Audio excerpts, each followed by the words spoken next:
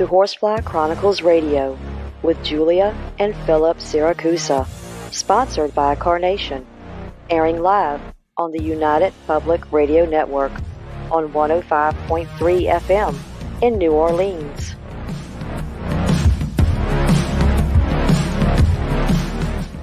This show's entrance has been edited, produced, and directed by Gwen Clapper from Perfect Trust Productions, LLC. You can find us at perfecttrustproductions.com.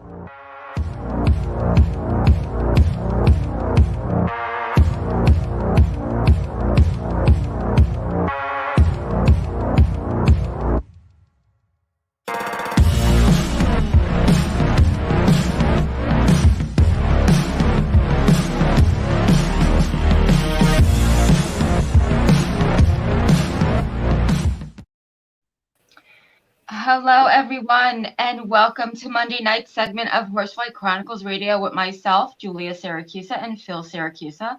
We're broadcasting live from the International Public Radio and the United Paranormal Radio Network on 105.3 FM from New Orleans.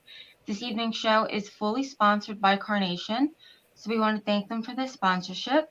You'll have to do a few things in order to participate. Go over to our YouTube channel, UFO Paranormal Radio, or International Public Radio. You can also go into all the Facebook stations, UFO Paranormal Radio Network, UFO Undercover with Joe Montaldo, News on the Flip Side, Twitch, SoundCloud, and Podbean. And you can also go over to our group, Horsefly Chronicles Radio. Join if you haven't. And if you have any questions for our guests, please ask. Tonight, guys, we have a really, really amazing guest. So please welcome Victoria Osborn to the show. Hi. Hi. Growing up in the foster care system, Victoria had the unique ability to experience many different roles and to quickly adapt to her surroundings. She knew as early as her preteen years that she wanted to be someone that would help people. For a long time, Victoria kept her gifts for seeing and sensing entities in spirit a secret. Victoria is a paranormal investigator and a magnet for paranormal. She's also a radio host and an author of the Blood Mood Chronicles, which contains 100 pages of interviews with paranormal and horror celebrities. She's also an advocate for mental health, a voice against suicide and abuse, and you can find all of her books on Amazon.com. So please let's welcome her to the show. Welcome. Yay! I am so excited and a little bit nervous being here. Oh, well, I'm always nervous. It's all good. So, Victoria, tell us, take us from the beginning of your story.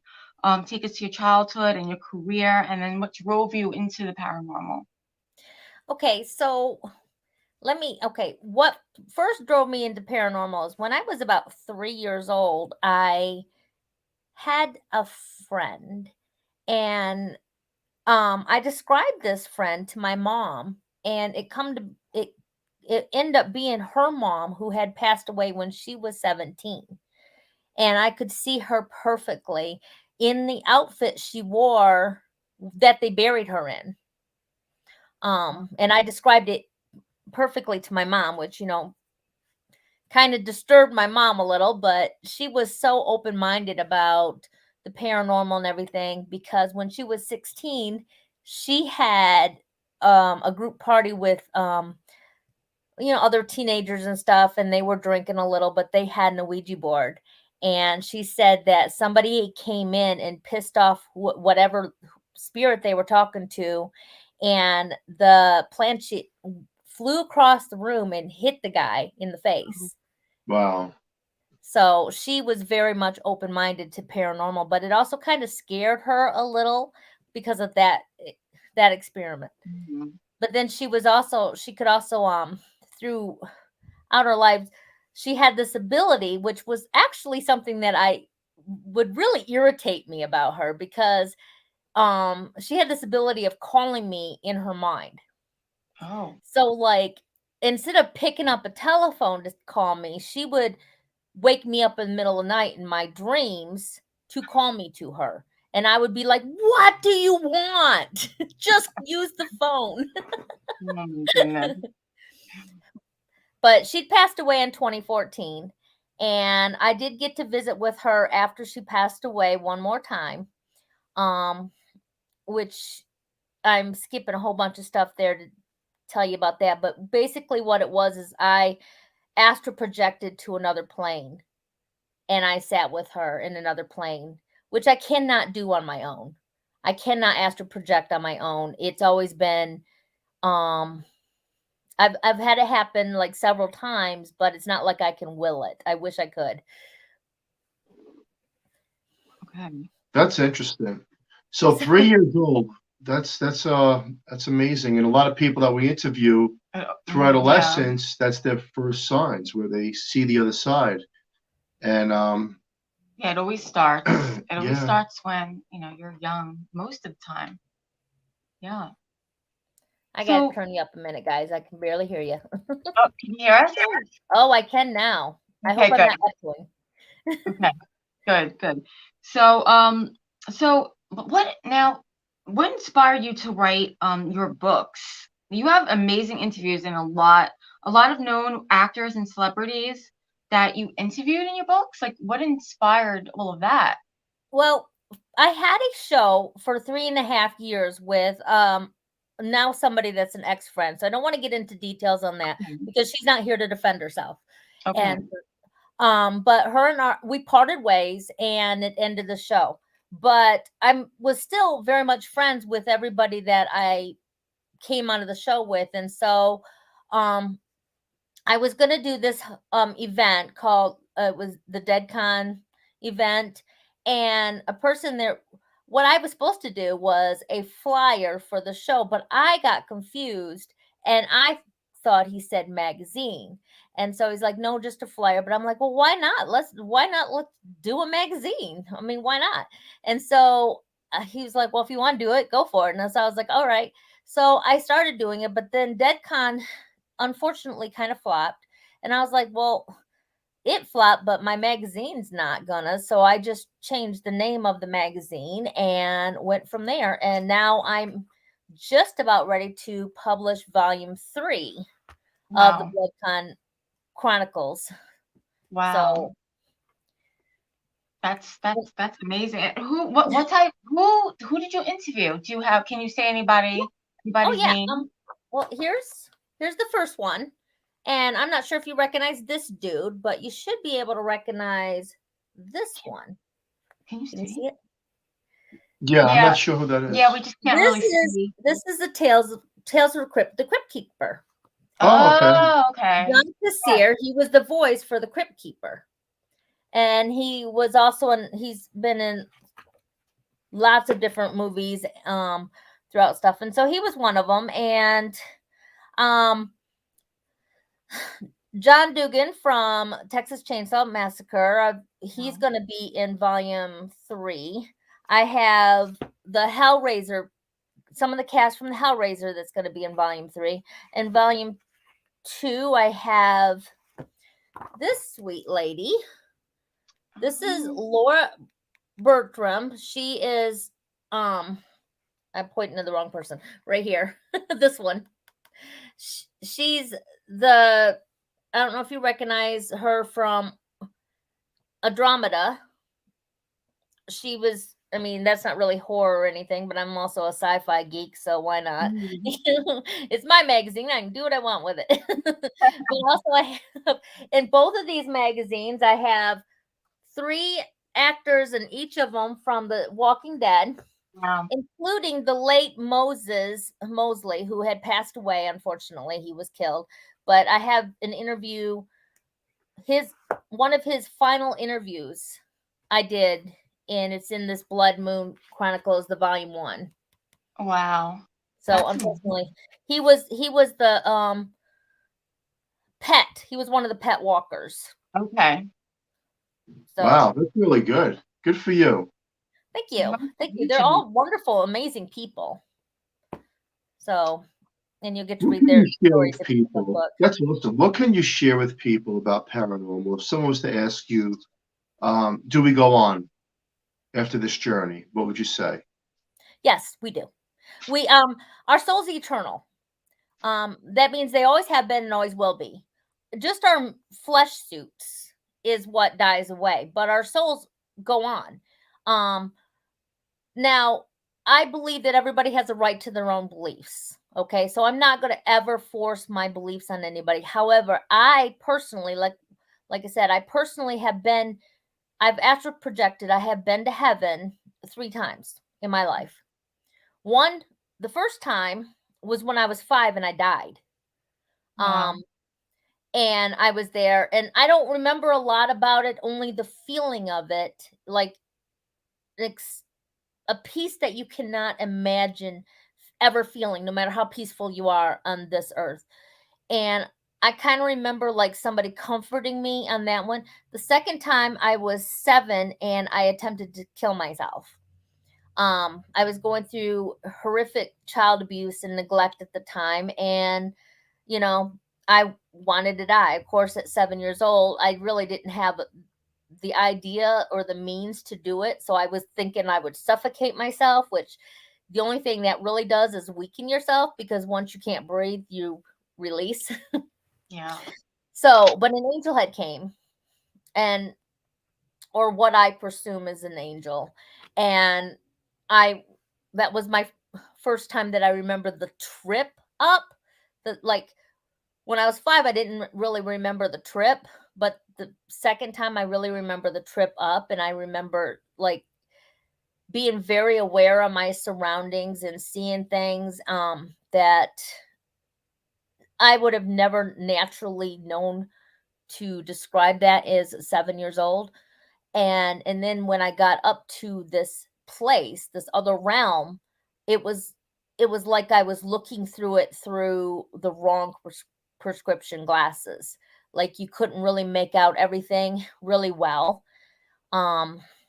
And the same thing happened when my mom had passed away. I was really, really, really upset because I felt like my relationship with my mom was very, very, very difficult because of the abuse. She was diagnosed as paranoid schizophrenic, but not until way after I was an adult. So I went into foster care because of the abuse and neglect that I was going through with my mom. And so we just really didn't have a good relationship until the last few years of her life. But I still didn't never tell her that I forgave her. I never did. And at that point, and I'm going to cry. At that point, that was really, really something that was very important to me. Yeah. And I just asked God, I just like, God, please just give me one more minute with my mom. Yeah. So I'm going to cry. Okay, this is silly. I'm alive. I'm live. I'm so sorry that you had to go through all of it. Well, when I asked God for that one more minute, I left my body and I could feel myself going up, and I felt myself go through the walls, the ceiling and everything. And I was seeing things like the same way as I did when I was 7. I was seeing very detailed stuff until I got there. And when I got there, this time, everything was blurred up except for this one little area where my mom was sitting. And my mom was new. Like she looked like she did when she was 16 instead of grown. And her nose was fixed because when I grew up with her, she had a broken nose, so it was always crooked, and she had messed up teeth, but everything was perfect. Everything was fixed again, and I spent however much time I needed with her, like, because there's no time. Time is no concept up there. You have to understand. You get the amount of time you need. It's okay. So then when I came back down and I looked at the clock, it literally was 1 minute, but up there it was however long I needed. Wow. That's awesome that you had that experience. I mean, it's sad. It's a very sad It's story, sad, but we go on. Yes. Right. And Yeah. you had an experience like that Yeah. too. So So I can relate to what you're saying. I'd love to hear your experience sometime. That'd be Yeah, wonderful. definitely. Yeah. It's amazing, and we can contact. What's your thoughts on reincarnation? I believe in reincarnation. My son is reincarnated. And I am a Christian, sort of. I don't really want to say the word Christian because I'm not a hateful, vindictive, judgmental person. But I'm a believer of Jesus Christ. And I believe in the Bible, but I also believe that if everything was put in the Bible that ever happened, the Bible would be bigger than the Empire State Building. So there is things that we need to learn on our own. And I believe that God put that there so that we can be thoughtful people, to think. He wants us to be thinkers and to have our free will to interpret the way and it would not make sense for us to be eternal beings and only be in this life for maybe 75 years at the max. That makes no sense at all. It does make sense to be able to come back. Now, I don't believe we come back into animals or rocks or trees or anything like that. I believe a human can reincarnate to another human. I also believe that has a lot to do with what's going on with transgender. Okay. Because our souls are not sexual. Okay. We just get plucked into whatever bodies we're born into. So if you're an eternal being and you've lived multiple lives on earth and you've lived multiple times as a woman, and then suddenly you're born as a man, you might feel like you're in the wrong body. Right. That makes sense. I never thought of it like that. That's interesting. I've never ever thought of it like that. Wow. Makes sense, right? Yeah, I mean, I never heard of it like that, but that's a different way of putting it. It is. Do you think that the soul can change bodies once it's in the physical realm? You mean like can I jump out of my body and go into yours?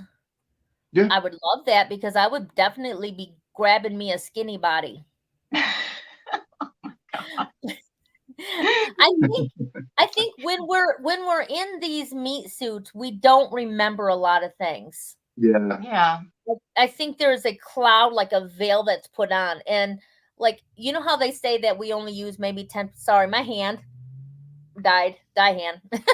So we use maybe 10% of our brain, and I think the reason why is the rest of that part of our brain is the key to the universe, basically. Like, I mean, I think that once we pass away, we're going to be like, whoa, oh, now I get it. You know what I'm saying? We're like all these separations of different languages. I don't think that's an issue out there.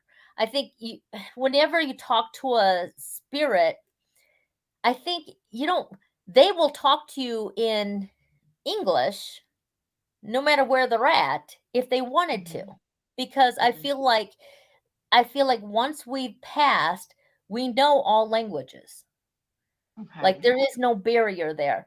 And the ability to choose to be reborn again is also given to us. But right now, while we're in these bodysuits, we're kind of limited to where we are. And I think that is because of the fact that that door's not open to us. Like our brain hasn't kicked into that. We don't know how to do that yet until we're passed away and that veil is removed. I would agree. Yeah, I mean, I would definitely agree. That makes sense. What's the best form of communication when you're doing an investigation that you feel is the most validating? Well, other than our own human senses, which I really truly believe we need to be keen into that, because I believe that everybody has that sixth sense. Some of us just don't know how to, activate it. And then there's other people that just like any gift, like some people have great sight and other people doesn't. It's the same thing with that sixth sense. And so other than our human bodies, because we should listen to that, then I also believe that the digital recorder is amazing. That is I like the ghost box except for the white noise. The white noise drives me nuts. But I like the ghost box because you can talk to them and you can get an instant response. But that digital recorder that you're carrying around picks up everything, the things that, you know, you don't hear. Yep. And we always talk about that. I mean, it's very old school, but I think it's the best method as well. And you don't really need to It's the most truthful method. Yeah, and you don't need to spend all this crazy money on all these things when you have that. You know, what's your thoughts on people that say they talk to celebrities through these spirit boxes? There's a couple of people out there on YouTube, well known, and they say they had a conversation with Michael Jackson and you know, or Marilyn Monroe. You know, what's your thoughts on that? Well, I mean, they're spirits as well. However, this is how I'm feeling about that. I feel like a lot of people take advantage of situations. And I feel like if a person died and you're instantly talking to them and the family is still in grieving, I think that's wrong. Yeah. Like, I think that's just super wrong. Yeah. Now, and I don't feel like Michael Jackson is just going to come and hang out with me. You know, I mean, I would love to talk to some of the celebrity spirits, but I feel like they're, as with any spirit, they're going to hang around with who they know, like, you know, or who's connected to them, or, you know, like if I went to Michael Jackson's house and set up a session, maybe I would talk to him, but because that's his house. Yeah, but to say that he's coming to my living room to have a conversation with me and we've never met in real life, I find that hard to believe. Right. You know, I and agree. these people saying that, I think they're using us, they're using the situation for their personal gain, and I think that's wrong. You know what? I agree with you. Really, I mean, I'm watching this one guy. He has like 1 million listeners. Yeah. And he's talking to Elvis Presley. And my mom, like, come on. Yeah. You're not talking to Elvis Presley. I mean, well, are we in agreement that Elvis Presley's even dead?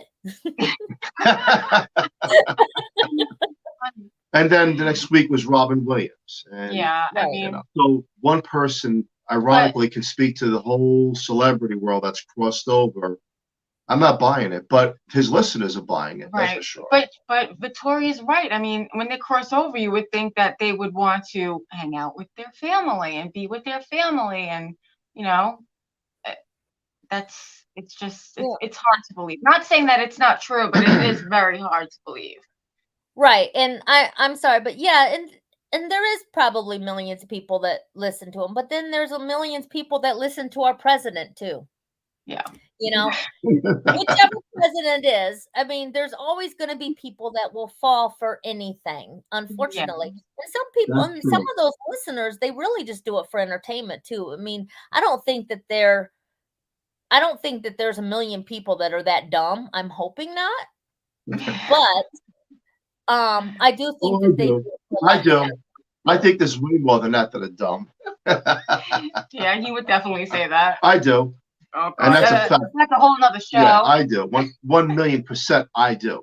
But I do know, and I do agree with you that the best form of communication with the loved one is first ourselves. Yeah. And how I experience that is through music. When you hear a song come on the radio after you were thinking about the person or they were in your dream the night before, and you could feel the vibration of the song and that person.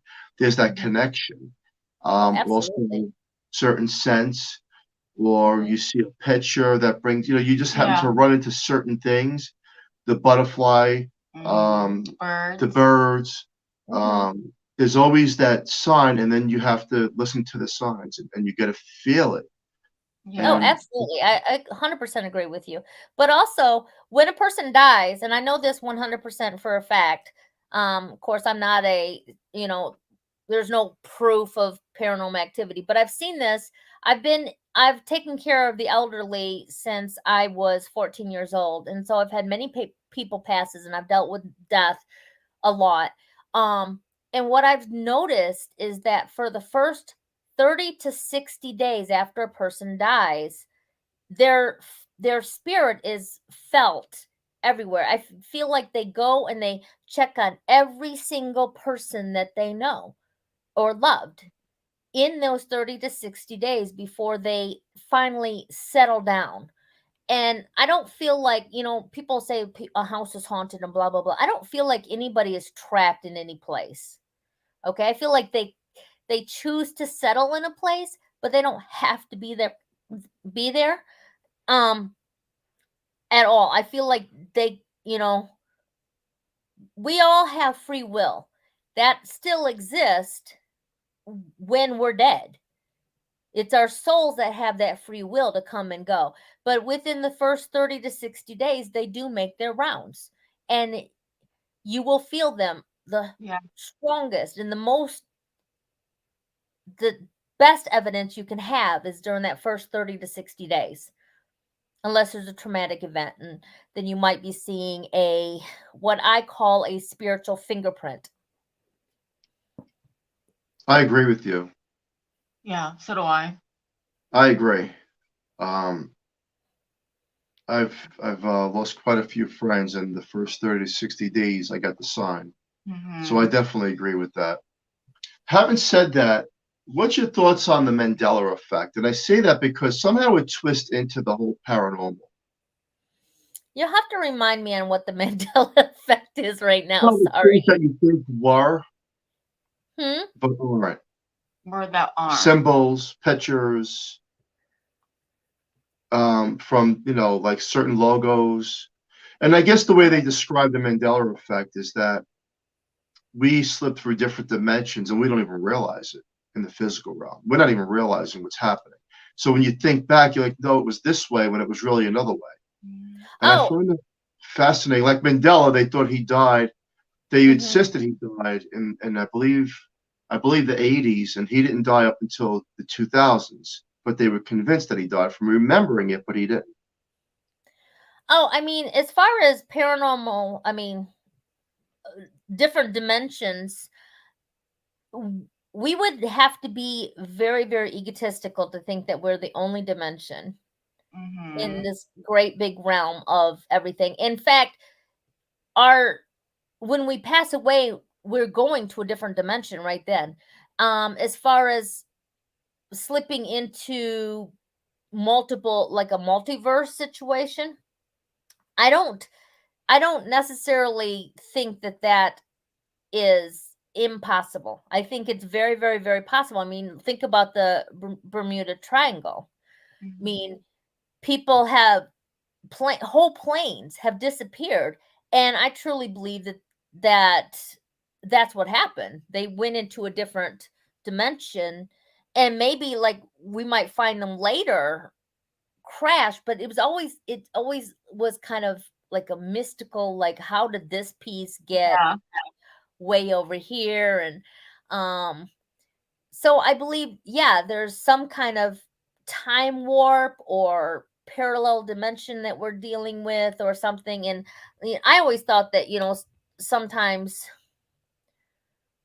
sometimes things would disappear. They would end up in the past or in the future, now I know somebody that believes very much that he time travels, and I have seen things that hasn't come to be yet. And when it finally comes to be, now, did I have a vision of it, or did I actually time travel to that? I don't know, because when, like I said, outside of the realm of Earth, time doesn't matter. Like when you're up in heaven, or whatever you want to call it, time does not exist. So you can be in multiple places or multiple times at the same time, or, you know what I'm saying, or be in just one, because time doesn't exist. So absolutely, I don't, Mandela effect or whatever it's called, I don't know. I never know the names of things, but I truly believe that we have just barely tapped into what is paranormal. And there's a great big world out there, and multi-worlds even, of things that we haven't even begun to understand yet. I agree And with that that. Oh, I definitely agree. There's just what we do is we learn something and then we just end up with more questions. Absolutely. Absolutely. And that's the science of it, really. I mean, even if you want to call it science, people don't want to call it science, but that's basically science is curiosity, and science is, you know, those questions and questions and questions and trying to find results for them. That is science. That's the science of the paranormal. So what about UFOs? Do you think that they coincide with the paranormal? Oh, absolutely. Oh, 100%. I mean, if you think about it, God, angels, demons, all of that technically aliens because they're outside of the realm of Earth. But to think that we're the only life forms is absolutely ignorant. So absolutely there's life forms out there. And as far as them being part of the paranormal, well, because it depends, you know, it depends on how you define the word paranormal, I guess. UFOs is definitely something that is para, if you will. They're not a normal situation. They're outside of the realm of normal, but they're very real. They are. There's way too much evidence to think otherwise. Yeah. Oh, absolutely. I actually have a friend that devoted his life on the research of paranormal, and like he's like super scientific about it and got a map and stuff and like has it all laid out and stuff. I can't even, his brain is just too big for me to understand all of it, but I mean but yeah, all the different cycles and stuff. And I have another friend who claimed he was taken when he was a kid and his whole family was taken. And I believe that. I believe that happens. I pissed off that I'm not one of them that got taken, but right? Yeah. Wish I would missed take. that What do you think about that? Well, I'm waiting to be picked up. I was just gonna say that. Please come get me. Get me away from these. I'm just saying. I mean, sometimes a girl just wants a little bit of a probing. Is that too much to ask? That's funny. Hey, what's your thoughts on, you mentioned angels and demons. What's your, like hauntings, and have you ever encountered anything that's malevolent? Angels, when I was 7, and angels what took me up to heaven. And when one time I was homeless and I was staying in this place up in Grand Rapids, Michigan, and I couldn't move. I would get to that place, and people argue that it's sleep paralysis. The difference is I had that. The difference is I could hear the laughter, and there was a laughter at my feet, and I could see 2 red glowing eyes, and I couldn't move until I finally could scream, Jesus loves me. That was all I could get out of me, was Jesus loves me. And so it went away. The next day it happened again, and I couldn't move. Only this time I couldn't talk. And when I finally was able to talk, I had to think about it, and like I had to really push myself to think about it, and I would do the Jesus loves me song. For whatever reason, I reverted back to childhood, so it always was the Jesus loves me song. And then one point it happened a third day, and before I could run out, this little bitty monster like demon, it was just little bitty thing. I always assumed demons were these great big huge things, but this was little bitty. It come running along and it scraped his arm around my throat, just like not in the physical, but in the spiritual. And for a week I had no voice in the real life. Like real life, for a week I had no voice at all, and nothing wrong with my throat. I didn't have a sore throat. It wasn't nothing like that. Just I had no voice. And this room, like at one point you could see them crawling up and down the walls, these little demon-like things. And then and they seemed to be kind of in control. And then there was these two bigger ones that came along, and they tried to take me from my body. And I just had this overwhelming feeling that if I got where I couldn't see my body anymore, I wasn't going to be able to get back. And I don't know, maybe that could have been my fears. I don't know, but that was what I was feeling. And so I was like praying to God. And all of a sudden the room lit up with this bright light that was brighter than any light I've ever seen, but I could see fine in it. Like, you know how when you look directly in a light, like your eyes are all like, that was not an issue. And then I saw this form in the doorway, and I have no idea what form was. I'm not going to say what it was. I saw this form in the doorway, and then all of a sudden these little demon beings flew back and were gone. And I was instantly put back into my body. Now, some people argue that was just a really vivid dream. I don't know. I feel like it was a lot more real than just a dream. Okay. Wow. Creepy. Yeah. Yeah. But that place there was something that I would have loved to have gone in and done investigation for. There was 3 active floors and 1 floor that nobody was allowed to go up.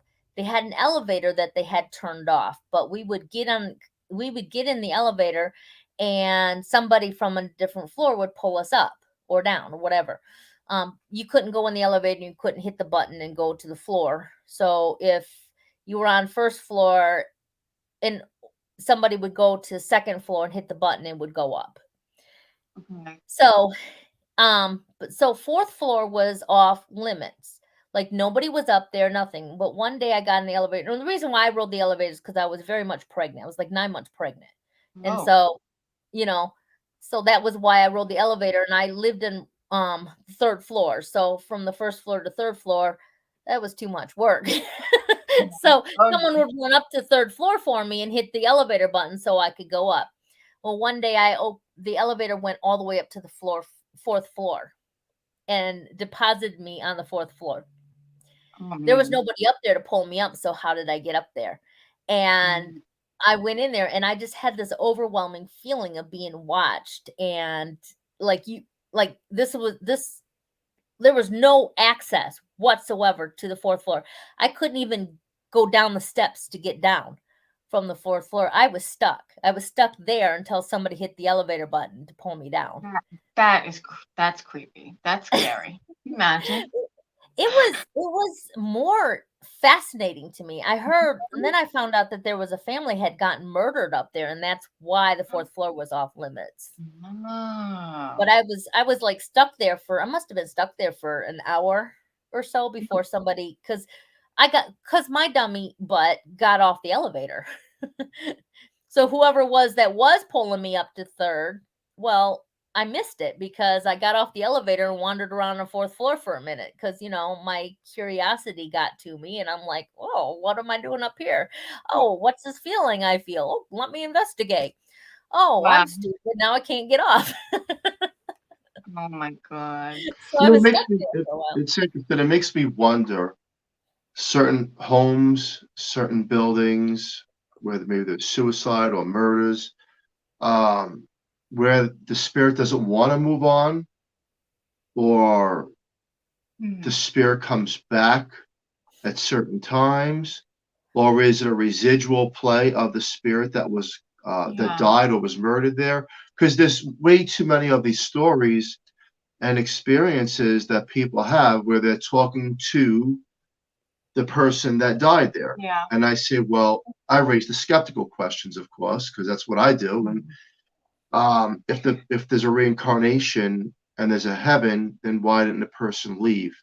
And then so then we would say, well, because they didn't want to leave. So that in every case and in every haunted house, the same people that don't want to leave. So I don't buy that, but I do buy something you said earlier on the show. Somehow we're here and we're somewhere else, there's a possibility, and I've talked to so many people, that this is not the only us. The meat suit is, but not the spiritual part of us. Oh, that is truly, a concept. I mean, I haven't really considered it, but that's truly a concept that I would think about as far as, when someone passes away, maybe their spirits in two different places. That is definitely an interesting concept. Yes. I do know that, like I was talking to you earlier about spiritual fingerprints, that you can be alive and leave a spiritual fingerprint somewhere. And let me explain that. People, I don't remember the actual name of what they call it. Residual, I think. People call it residual energy, where they go into it and they'll see somebody reliving like they're in a loop. And what I believe that is a spiritual fingerprint. And what that is that whenever our souls experience a traumatic event, whether it's death, rape, or even on the good ones, like a marriage, or like a amazing sexual experience, I don't know, something that's so traumatic, good or bad, it leaves a fingerprint, if you will, at a place. And so if you were, like, let's say you were violently raped at a place, someone could come and they could see that, they would keep seeing that event playing and playing and playing, even though you are still alive, because that fingerprint is there. That you can't talk to that, because all it is a fingerprint. That's all it is. And when a person dies, you can have a haunting of an intelligent being at the same place that they have a fingerprint of what happened, and people will count that as two hauntings, but truly all it is one. It's one haunting and one fingerprint. I like the way they put that. Yeah. Yeah, definitely. That makes so then do you think a person can be reincarnated, and yet from the 1800s, right? Someone's reincarnated now into our lifetime, but yet you can go to a haunted location where they died and you're talking to them. Active, not residual, not the loop, but active. Like an active? I don't know about that. I mean, it's possible, I guess. Again, that would be the outside of the realm of time and space. And beings that our souls technically are outside of the realm of time and space, I think there might be a crossover moment. But I believe, like my son was born. When he was born, he was clearly reincarnated. At first, we thought he had asthma because but he didn't. There was nothing wrong. But his first year of his life, he was in the hospital like for the whole first year because he couldn't breathe. Oh wow! And then later on, when he started to crawl, he dragged one of his legs. Like, it was so bad that I thought there was something wrong with his leg. There was nothing physically wrong with his leg. And then when he was like 18 months, he comes out, and in a very, very manly voice, he said, "Woman, just give me my newspaper and coffee." No. One, I never had a prescription to newspapers, and at that particular time in my life, I didn't even own a coffee pot. So it was like weird, and just little things added up. And then he started having nightmares, and I would come in there and ask him what his nightmares about. Well, he remembered being a bad father. He remembered being drunk driving. He remembered flipping his car while his two girls were in the back seat, and it injured his leg. He remembered having a gambling debt, and he remembers getting shot in the chest, and that's how he died. Wow. And he remembers that it was in a back alley in New York, and he had such a huge, like, major knowledge of planes and stuff that World War II planes, that we figured out that he was either a World War II pilot or a World War II plane engineer. There has been so many stories like that where these little kids come up. And how old is he? When he's now 21. He's how now old 21. Was he? How old was he when he was telling you this? When he was having the nightmares, it was from the ages of maybe 6 to 10, and then he hated talking about it. Right now he probably, if he can hear me talking to you right now, he's probably pissed off because he hates Yep. talking about it. He doesn't like the idea of me talking about the past life. But what I was trying to answer your question about the crossover, I feel like in the first few years when he could remember, it is very, very possible that if somebody went to that location could still talk to who he was at that time. But I feel like once the crossover completed, I don't feel like it would be like, maybe it wouldn't be the same anymore. Like, it would be different Okay. in the conversation. Yeah.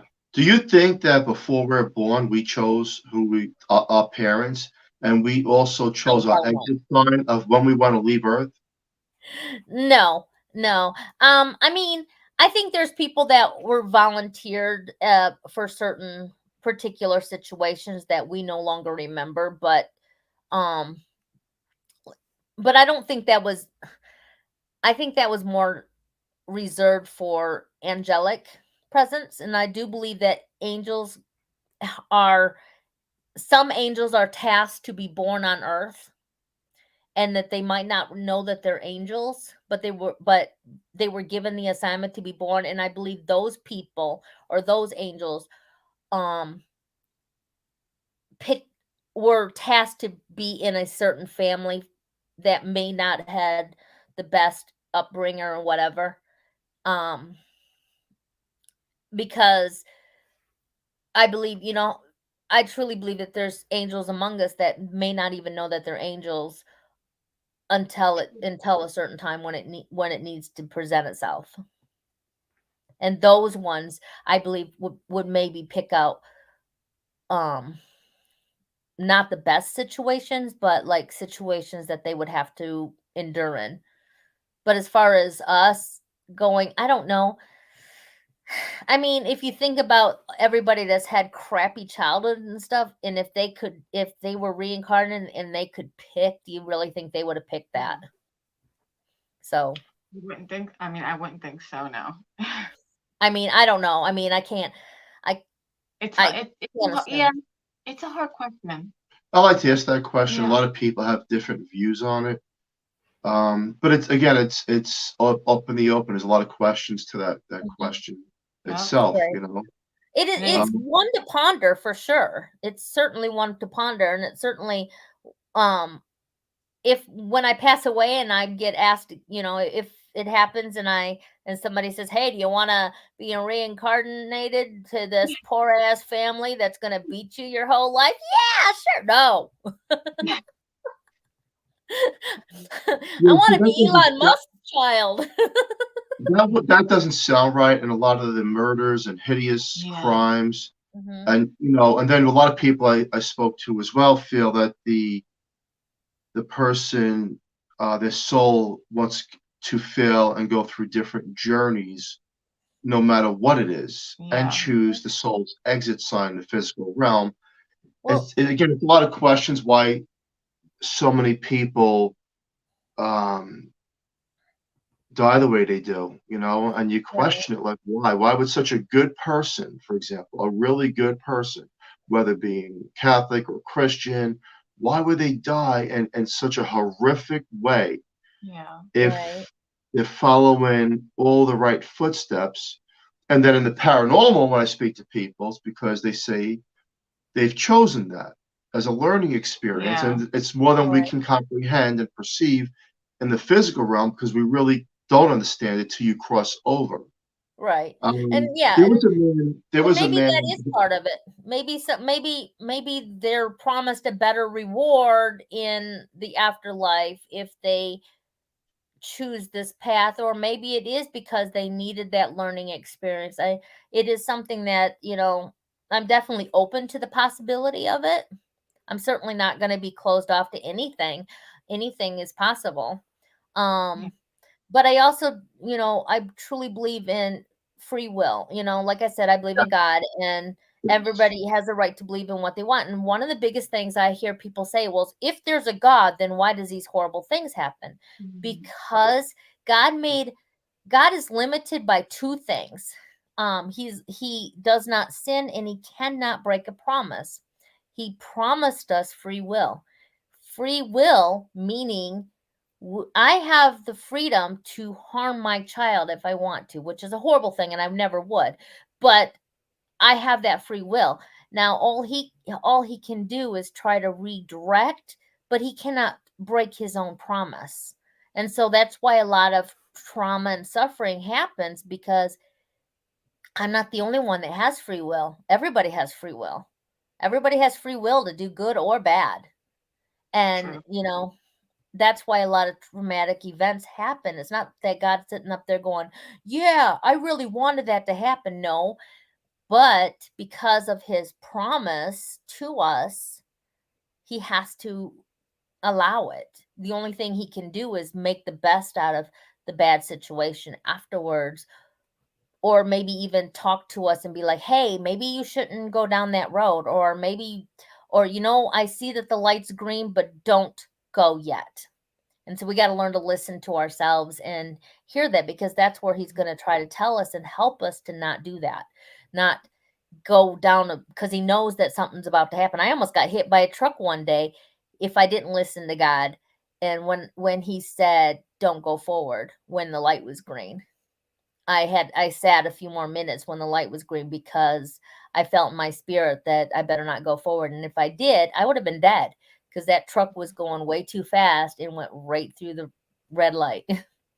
Wow. And it was a big truck. Oh. So, Well, anyways. No, I mean, that makes sense. Always follow that instinct, and that, like you said, sometimes you just, when you hear the voice telling you, be careful not to do that. Whether you believe in God or whatever, everybody, I believe, has that voice Yeah. in them. Mhm. Like you get that most definitely. feeling. Most definitely. Yeah. So tell us about some adventures you have coming up and all that good stuff. Like, as far as paranormal and writing and all that stuff. Okay. Well, I've taken this year off as far as going to like paranormal events and stuff, because like I said, my relationship with my ex-friend kind of ended, and so I've kind of had to reevaluate. I'm getting ready to publish Blood Moon Chronicles Volume 3, which will have some of the characters from Hellraisers on it. We'll have one of the characters from Supernatural is going to be in it. She also was on The Walking Dead. So Oh, wow. That's great. There will be writings. I'm doing up a writing with a friend in UK. We're going to write about her father, who was a Ukrainian soldier, and he's an artist, so that's going to be featured in the book. And of course, in every volume I have what I call horror fun. So there's like crosswords, or like a trivia, or some kind of situation going on in it, and there'll be short stories in it, horror fiction stories in it. And also, so that's coming out. And also, I am going to be, within the next 6 months, I want to publish a book called it it's Pretty in Blood. It's what it's called, Pretty in Blood, and it's centuries of female killers, and it's going to be the historical stories of different female killers, like Mary Ann Cotton, who was the first recorded UK serial killer, and Jolly Jane, different, just a whole bunch of different different killers. Yes. Of people. I'm going to have Elizabeth Bathory in there, who was the one that she drank virgin's blood because she thought it would keep her young. and she killed like 650 people. She was royalty, so that one happened in the 1500s. Huh? There's a lot of history in that. Yeah, so it's going to be packed full of all these different women, and then so that one I'm hoping to have out in the next 6 months, and we'll go from there. Awesome. Well, thank you so much for coming on Horsefly Chronicles Radio. Yes, we're at the top of the hour, and we really do appreciate it. You're an awesome guest, and to the listener out there, please share this show. Julie, wrap it up. Okay, well, thank you so much, Victoria, and special thank you to Carnation for fully sponsoring the show, and we love them. So please join us next week on 105.3 FM from New Orleans next Monday night, and stay tuned for Trish Mo with The Missing Piece. Everyone have a great, safe night. We'll see you next week. Thank you. Bye, everyone. Thank you so much.